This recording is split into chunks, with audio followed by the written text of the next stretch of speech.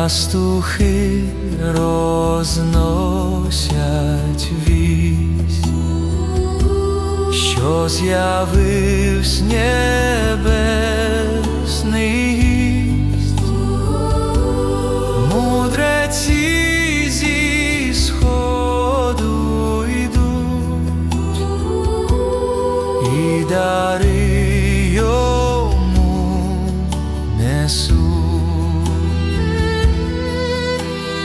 Від Святого Духа всім народився Божий Син. Він прийшов у грішний світ, щоб здійснився заповіт. Вістку ангельську